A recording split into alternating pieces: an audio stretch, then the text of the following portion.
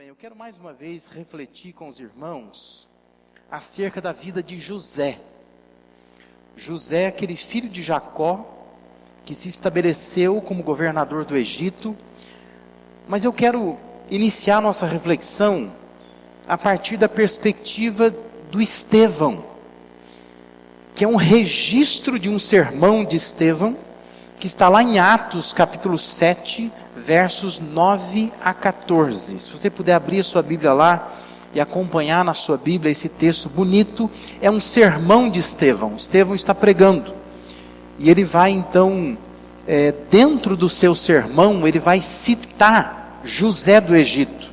E eu quero justamente fazer essa leitura, Atos capítulo 7, versos de 9 a 14.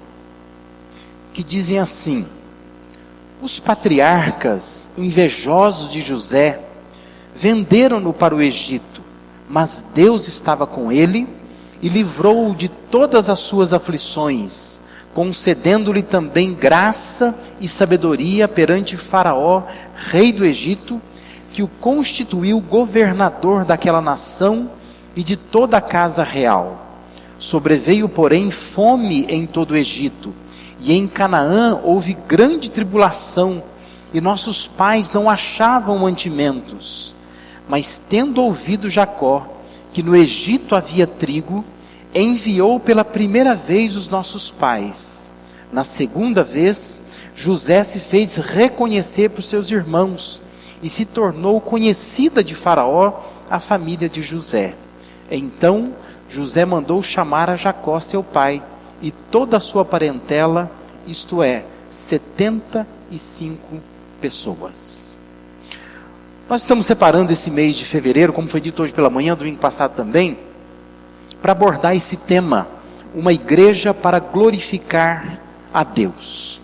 No entanto, nós temos insistido com isso, que igreja não é prédio, igreja não são as nossas atividades, os nossos programas, mas igreja, quando a gente fala de igreja, nós estamos falando de pessoas seguidoras, convertidas a Jesus de Nazaré, que acreditam firmemente que Ele, o Jesus de Nazaré, é o Filho de Deus, que acreditam e confessam ser Ele o Salvador do mundo, e que acreditam e confessam que Ele pagou o preço por nossos pecados, e nós estamos aguardando a volta dEle. Amém? Não é isso? Isso é igreja. Igreja não são coisas, são pessoas. Portanto, uma igreja que glorifica a Deus é aquela onde as pessoas que compõem, que fazem parte desse corpo de Cristo chamado igreja, têm a sua vida voltada para a glória de Deus.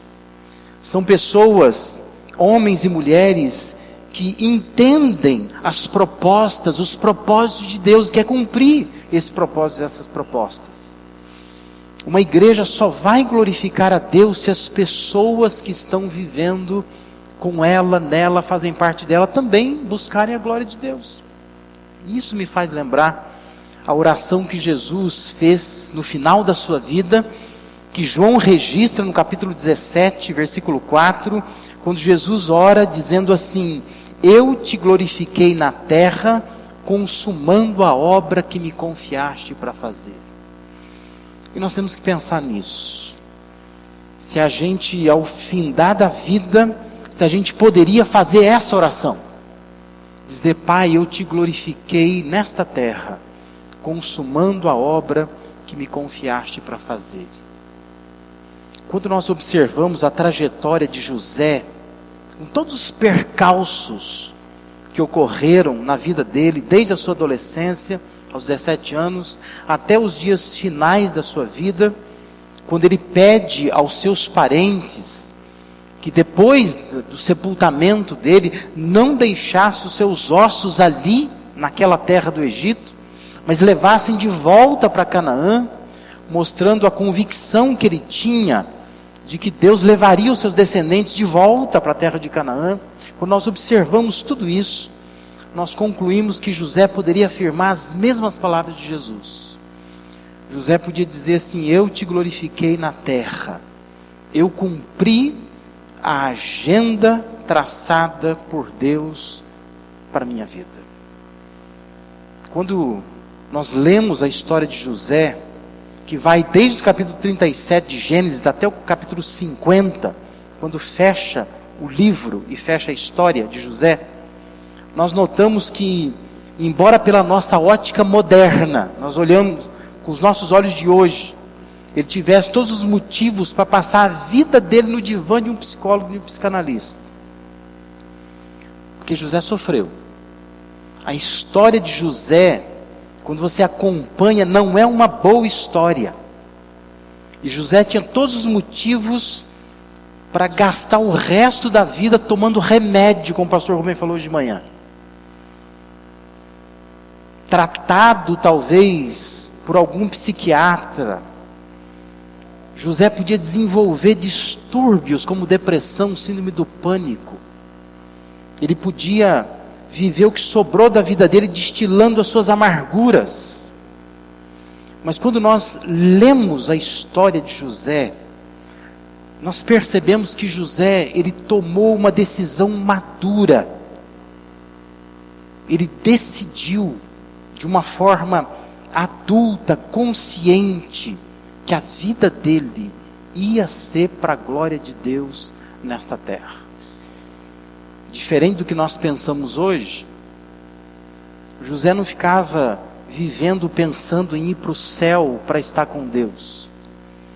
Mas José pensava em glorificar a Deus aqui na terra, como Jesus orou na sua oração de João 17. Eu tenho lido muitos artigos publicados por pessoas que não têm nada a ver com igreja e nem com religião.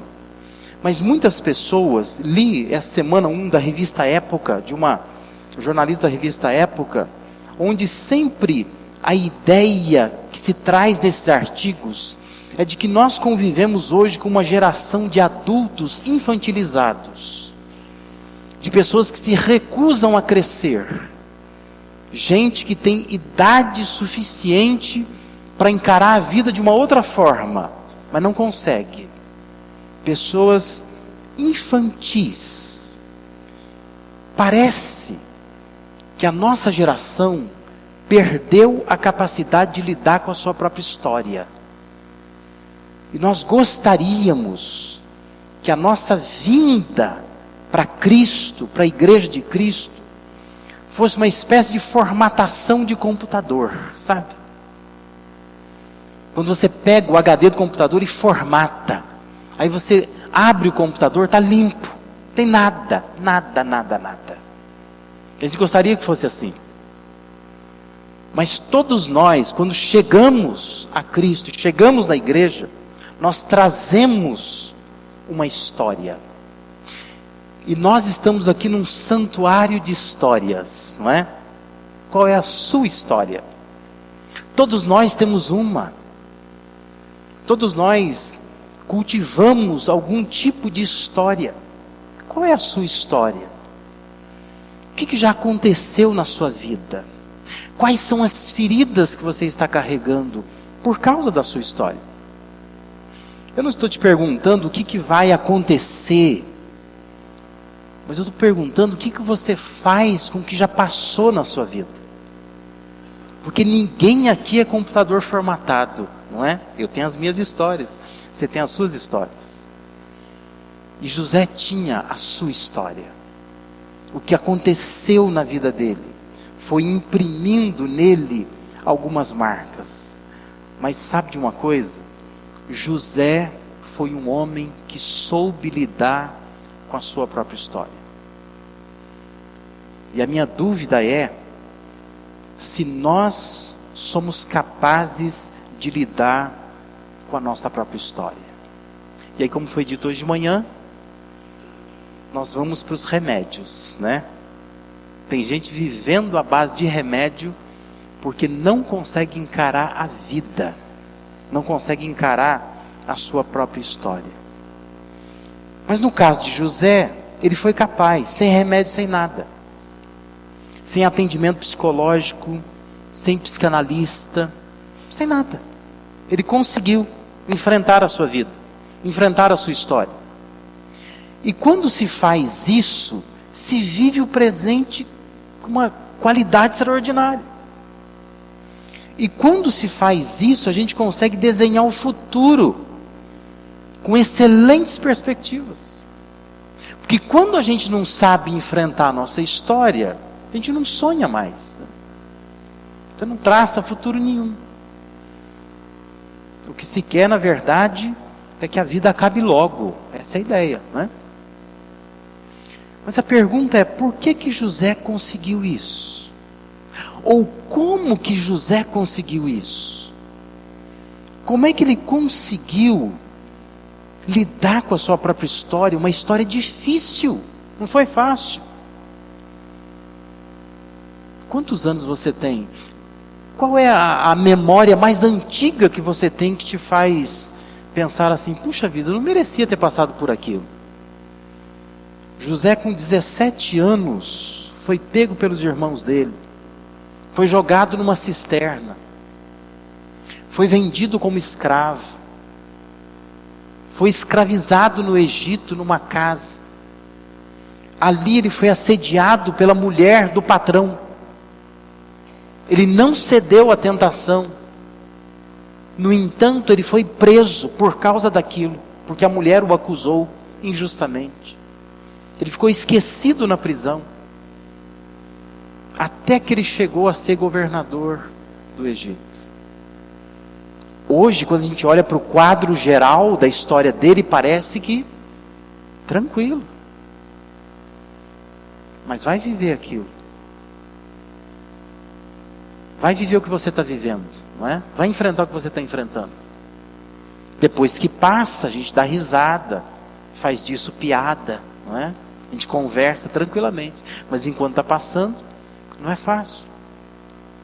Mas como que José conseguiu passar por tanta dor, tanto sofrimento, e chegar no fim da sua vida como governador do Egito e dizer, olha, está tudo bem. Eu glorifiquei a Deus nessa terra. Eu cumpri a agenda que Deus tinha para mim. Eu quero responder isso fazendo uma citação de um escritor muito conhecido, C.S. Lewis, talvez mais conhecido no nosso meio pelas Crônicas de Nárnia, que é um livro dele que se tornou um filme.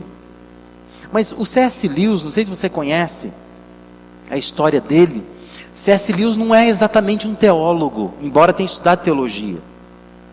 C.S. Lewis foi um professor universitário, um poeta, um escritor, um pensador cristão. Nunca foi pastor. Mas C.S. Lewis, na sua juventude, era ateu.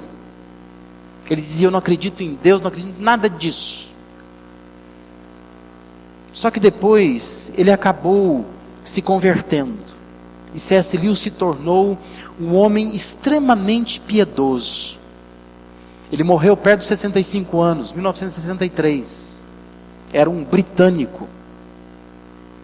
E um homem extraordinário.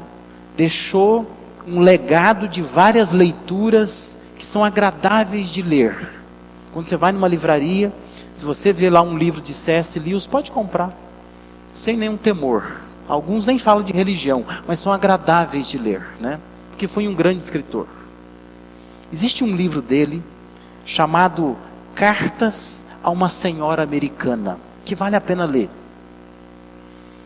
Esse livro é uma coletânea de cartas.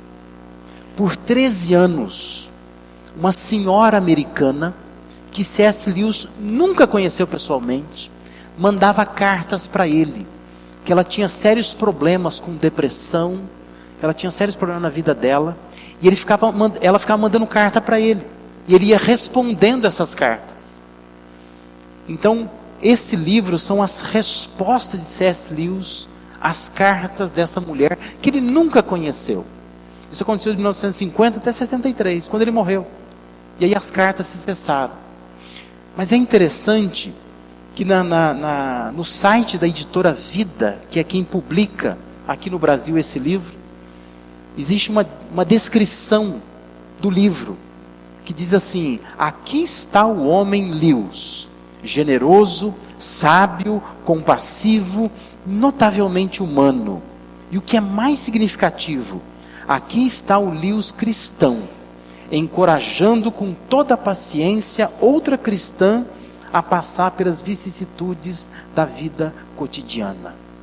Então, nessa carta, nesse livro extraordinário, numa dessas cartas, Lewis escreve àquela mulher a seguinte frase: há coisas melhores à frente do que qualquer outra que deixamos para trás. Ele estava falando para ela sobre arrependimento.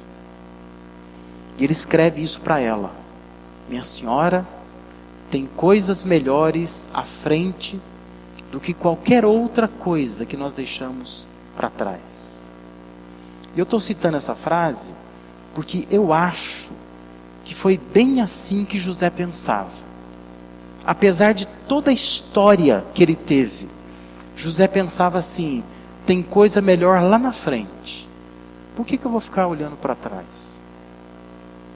Se tem coisa melhor na frente, né? O mais importante não são as coisas que acontecem na nossa vida. O mais importante é o que nós vamos permitir que essas coisas produzam na nossa vida. Entende? O mais importante não é se você sofreu uma violência, se o casamento acabou, se o emprego dos sonhos se perdeu. O mais importante não é isso. O mais importante é o que você permite que isso crie na sua vida, produza na sua vida. Isso é o mais importante. José sofreu tremendamente, mas a questão é o que ele permitiu que aquilo tudo produzisse na vida dele. E é por isso que José passa por tudo, chega ao final da sua vida como se nada tivesse afetado.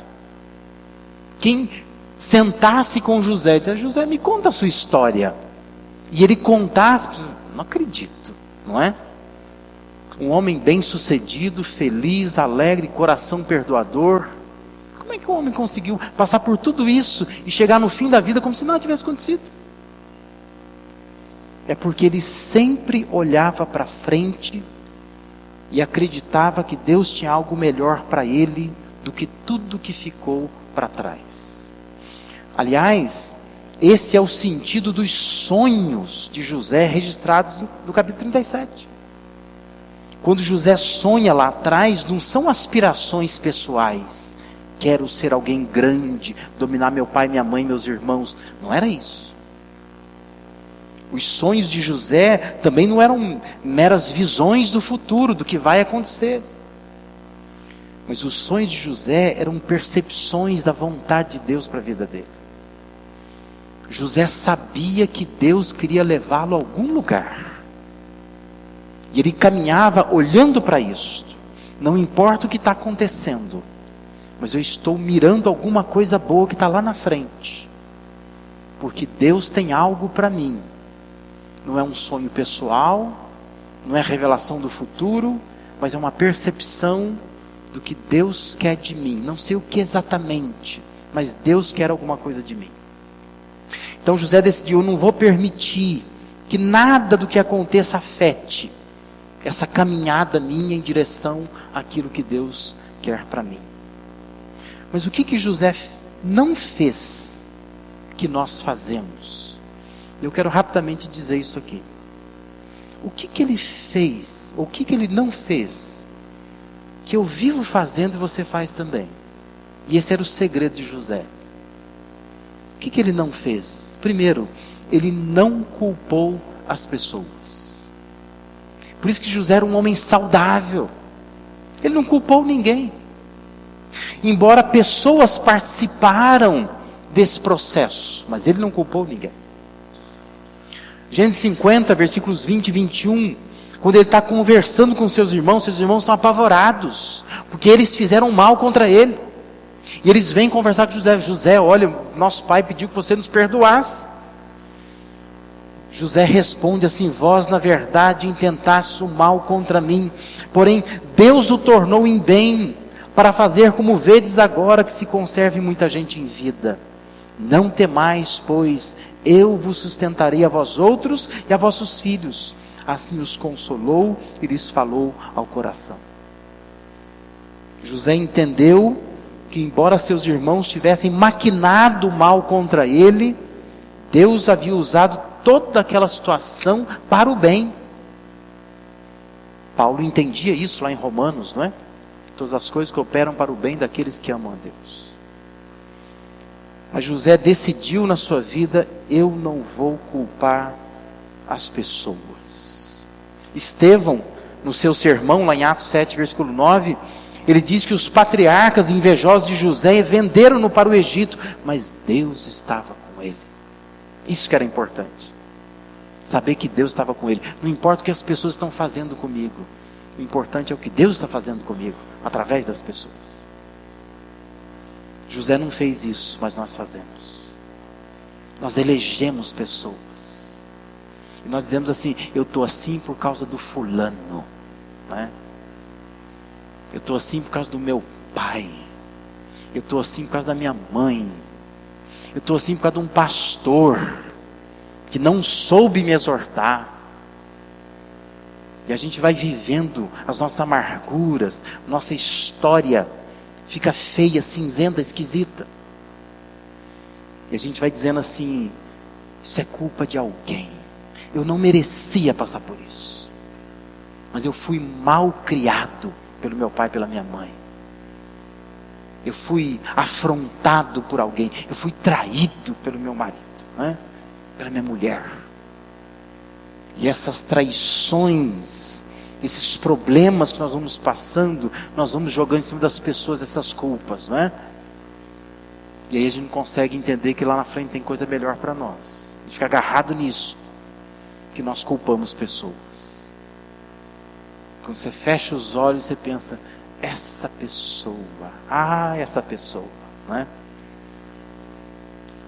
José, quando vê os seus irmãos, ele olha: vocês intentaram o mal contra mim, mas Deus está acima de tudo isso. Ele reverteu tudo isso em bem. O coração estava livre. José decidiu que ele não ia culpar ninguém. Ninguém.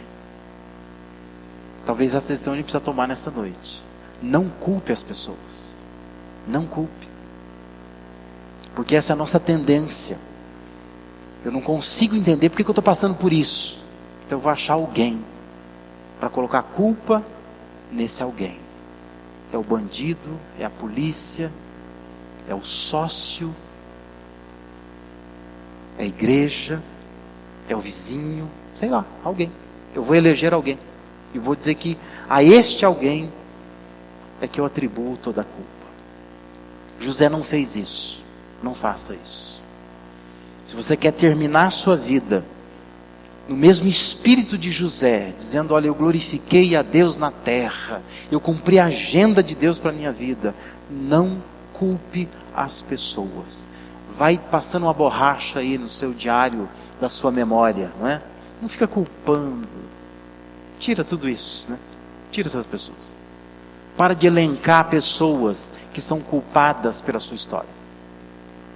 Segundo lugar, José, outra coisa que ele não fez, que nós fazemos, ele não se culpou. Ele não culpou a si mesmo. Versículos 22, 23, diante 50, diz que José habitou no Egito, ele, a casa de seu pai, viveu 110 anos. Viu José os filhos de Efraim até a terceira geração, também os filhos de Maquir, filhos de Manassés, os quais José tomou sobre seus joelhos. Esse é um jeito do Velho Testamento de dizer assim, ó, a vida dele foi saudável. Ele viveu muito, viveu bem. Ele conseguiu ver os seus bisnetos. Em nenhum momento na história de Gênesis você vê José se culpando, dizendo assim, ai, se eu não tivesse aquele dia ido lá ver os meus irmãos, se eu não tivesse esse meu jeito imaturo naquela época, de ficar levando recado, né, para o meu pai, nada disso teria acontecido.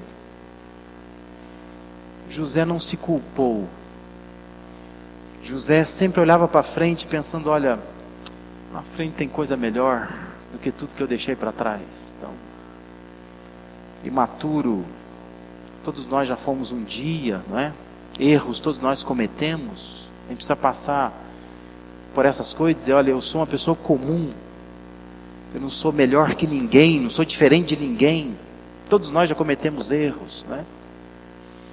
Eu sempre digo, eu tenho dó da primeira igreja que eu pastoreei, como eu errei com aquela igreja, meu Deus do céu, mas eu já voltei lá, eu já pedi perdão, porque eu era novo, eu fiz quase tudo errado naquela igreja, mas ela sobrevive até hoje, está de pé lá, não é?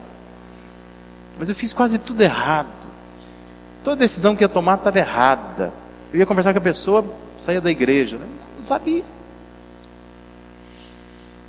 Hoje eu dei uma melhoradinha um pouquinho, mas eu não fico me culpando, eu não posso falar assim, meu Deus, eu não vou ser mais pastor, porque eu errei lá atrás com uma igreja, porque aquela pessoa saiu da igreja por minha causa. Não resolve.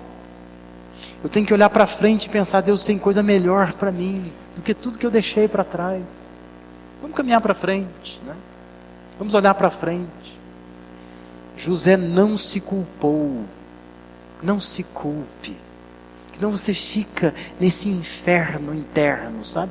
Se culpando, por que eu não tomei aquele remédio, por que eu não fui no médico antes, por que eu não procurei aquele emprego, por que eu não falei assim, por que eu não procurei tal coisa, não adianta nada, não tem como voltar atrás e refazer aquilo, não se culpe, não se culpe. Terceiro e último lugar, que José não fez que nós fazemos, ele não culpou a Deus. Versículos 24 e 25 de Gênesis 50. Disse José aos seus irmãos, eu morro, porém Deus certamente vos visitará e vos fará subir desta terra para a terra que jurou dar a Abraão, a Isaque e a Jacó.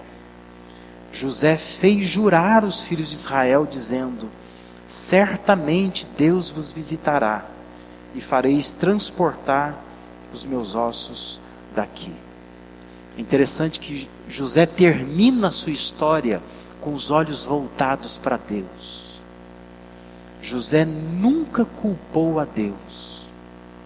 Ele tinha confiança, ele tinha esperança. E tanto tinha que ele estava motivando os seus parentes, dizer, olha, Deus vai visitar vocês. Eu vou morrer, mas Deus não abandona vocês. Apaixonado por Deus, José estava. Eu sei que talvez esse seja o mais difícil reconhecimento que nós temos. Mas muitos de nós estamos culpando Deus. Nós estamos aborrecidos com Deus, magoados com Deus. Por que que o Senhor permitiu que isso acontecesse na minha vida? Aonde que o Senhor estava? O Senhor dormiu, cochilou? José nunca lançou a culpa sobre Deus. Ele olhava para Deus como Deus soberano, que tem o controle de tudo. Dizia, Deus vai nos visitar ainda, vai tirar vocês daqui, vocês não vão ficar aqui não. Fé, confiança, Deus é bom, Deus reverte o mal em bem, Deus não tem culpa de nada. Charles Swindoll escreveu um belo livro também, chamado José, um homem íntegro e indulgente. Ele diz assim, o sofrimento, quando tratado apropriadamente, pode moldar uma vida para a grandeza. Falando sobre José, não é? O sofrimento, quando tratado apropriadamente, pode moldar uma vida para a grandeza. Entenda isso. Se você pegar o seu sofrimento, pega a sua história, pega a sua experiência negativa e trata isso de forma apropriada. Não culpe pessoas, não se culpe, não culpe a Deus. Se você fizer isso, sua vida vai ser moldada para a grandeza. Deus está querendo te levar a algum lugar. Basta segui-lo. Mas quando você para e fica chorando e fica amargurado, sabe? Caçando motivos, culpados, você nunca chega aonde Deus quer. José tinha essa consciência. Eu sei que Deus quer me levar a algum lugar. Eu vou caminhar para lá. sonhei com isso. Não é uma aspiração, não é um capricho. É uma percepção que Deus me deu da vontade dEle. Então eu vou caminhar para lá.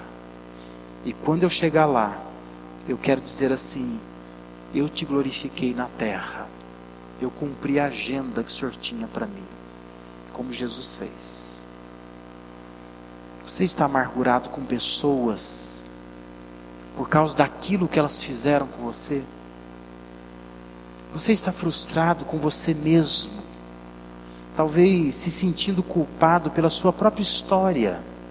Por que eu fiz isso? Por que eu entrei por ali? Por que eu fiz essa escolha? Você está aborrecido com Deus, talvez perguntando constantemente por que Ele te fez passar, ou está te deixando passar por essa situação.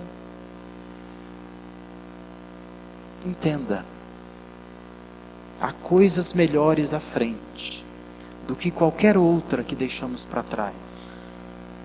Tire os seus olhos do que já aconteceu, porque o que já aconteceu, já aconteceu. Não tem como mudar isso.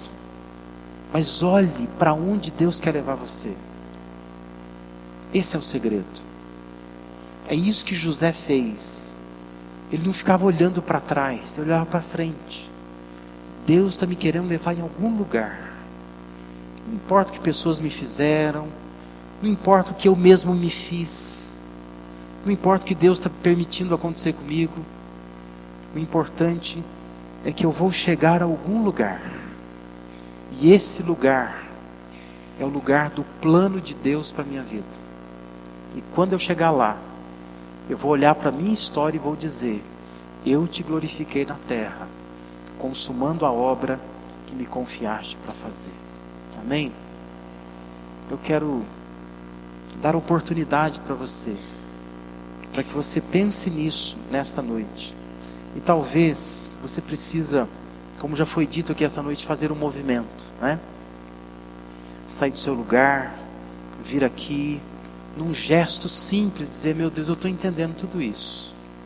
Às vezes eu estou revoltado com a minha própria história, mas eu não quero mais culpar ninguém, nem pessoas, não quero me culpar, não quero culpar ao Senhor, mas eu quero me aquietar e descansar, e reconhecer que o Senhor está me levando a algum lugar, que eu não sei onde é, mas eu sei que quando eu chegar lá, eu vou olhar para trás e vou dizer: eu te glorifiquei na terra, porque eu cumpri o plano que o Senhor tinha para a minha vida.